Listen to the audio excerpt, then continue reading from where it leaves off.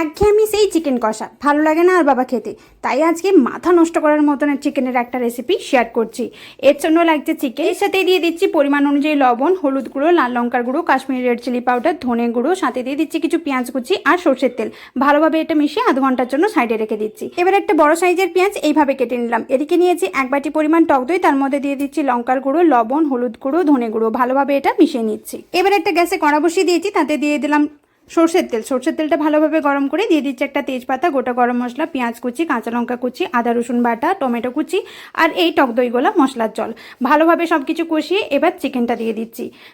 চিকেনটাও ভালোভাবে ঢাকা দিয়ে এবার কষিয়ে নেব যতক্ষণ না চিকেনটা ভালোভাবে রেডি হয়ে যাচ্ছে, মানে তেল ছেড়ে যাচ্ছে।